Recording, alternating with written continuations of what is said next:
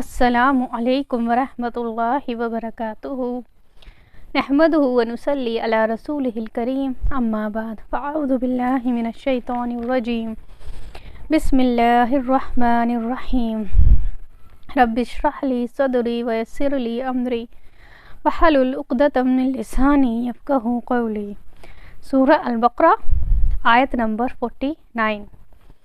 آیت کا ترجمہ: وَإِذْ، اور جب نجیناکم، نجات دی ہم نے تم کو، من آل فرعون، آل فرعون سے، یسومونکم، وہ دیتے تھے، پہنچاتے تھے تم کو، سوء العذاب، برا عذاب، یذبحون، اور ذبح کر دیتے تھے، ابناءکم، تمہارے بیٹوں کو، ویستحیون، اور چھوڑ دیتے تھے، نساءکم، تمہاری عورتوں کو، وفی ذالکم، اور یہ تمہارے لیے، بلاء، آزمائش تھی، من ربکم، تمہارے رب کی طرف سے، عظیم، بڑی۔ یہاں سے بنی اسرائیل پر کیے جانے والی فضیلت انعامات کا تفصیل سے آگے ذکر ہے۔ اللہ تعالیٰ بنی اسرائیل سے فرماتے ہیں کہ ہم نے تمہارے اوپر جو انعام کیے ہیں، جو فضیلتیں دی ہیں، انہیں یاد کرو۔ اللہ تعالیٰ فرماتے ہیں کہ اے اولاد یعقوب، اسرائیل جو ہے وہ یعقوب علیہ السلام کا لقب تھا، تو اللہ تعالیٰ لقب سے فرماتے ہیں کہ اس نعمت کو یاد کرو، اس مہربانی کو یاد کرو جب ہم نے تمہیں فرعون کے بدترین عذاب سے بچایا تھا۔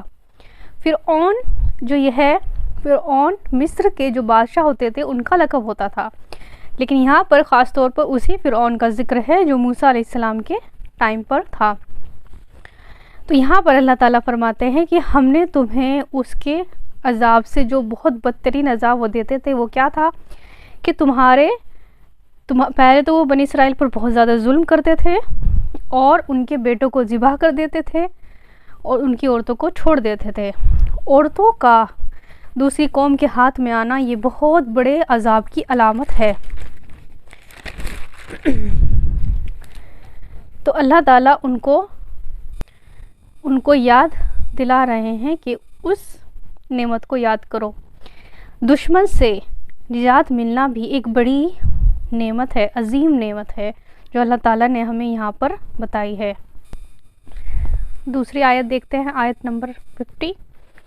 وَإِذْ، اور جب، فرقنا، پھاڑ دیا ہم نے، بکم، تمہارے لیے، بحرا، سمندر کو، جیناکم، اور نجات دی ہم نے تم کو، اغرقنا، اور غرق کر دیا ہم نے، آل فرعون، فرعون کی آل کو، وانتم، اور تم، تنظرون، تم دیکھ رہے تھے۔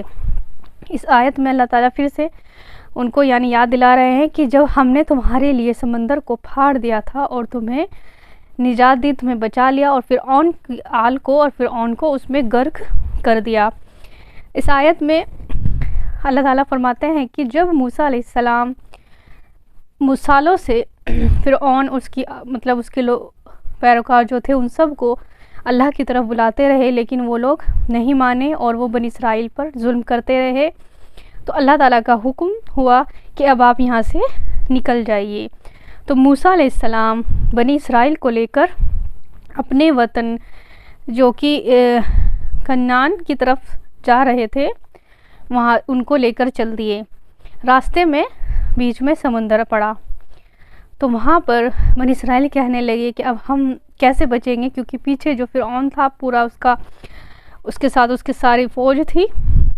تو موسیٰ علیہ السلام نے اللہ کے حکم سے جو اپنا عصا تھا موسیٰ علیہ السلام کا، وہ زمین میں مارا، تو اللہ کے اذن سے جو سمندر تھا اس کے بیچ میں سڑک بن گئی، یعنی جو سمندر کی لہریں تھی ادھر بیچ میں بالکل راستہ بن گیا، اور اللہ کے اذن سے یہ کام ہوا، اور جو موسیٰ علیہ السلام تھے اور بنی اسرائیل اس راستے سے نکل گئے۔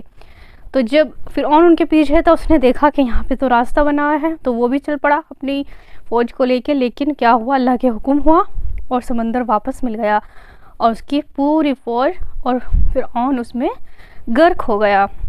تو یہاں پر اللہ تعالیٰ فرماتے ہیں کہ ہم نے تمہیں سمندر تمہارے لیے پھاڑ دیا. کتنی بڑی چیز ہے یہ سمندر کا پھاڑنا، کتنی بڑی اللہ کی شان ہے. اللہ نے یہ جو موسیٰ علیہ السلام اور بنی اسرائیل کے لیے کیا تھا، اس سے پتہ چلتا ہے کہ اللہ تعالیٰ جو اللہ کے دوست ہوتے ہیں، جو اللہ کو دل سے اللہ سے محبت کرتے ہیں، دل سے اللہ سے مانگتے ہیں، اللہ تعالیٰ ان کے لیے کسی بھی طرح کی کوئی بھی نعمت، کوئی بھی راستہ نکال سکتا ہے. سمندر کو پھاڑنا یہ صرف اور صرف اللہ کا ہی کام ہے. اور اپنے دوستوں یعنی اللہ کو، جو اللہ کے فرما بردار ہیں، اللہ تعالیٰ ان کے لیے اتنی بڑی نعمت اللہ تعالیٰ نے دی. اور یہ سامنے ہوا، یعنی جو مطلب وہ لوگ دیکھ رہے تھے، یہاں کہا گیا کہ تم دیکھ رہے تھے، تمہاری نظروں کے سامنے اللہ نے تمہارا جو دشمن تھا، وہ جو تم پہ ظلم کر رہا تھا، اس کو تمہارے سامنے غرق کر دیا. یہ کتنی بڑی چیز ہے اور تم نے اپنی آنکھوں سے دیکھا. پھر بھی تو مطلب آگے کی آیت میں ہم پڑھیں گے کہ پھر بھی تم نے شکر ادا نہیں کیا اور شرک کی. السلام علیکم ورحمۃ اللہ وبرکاتہ.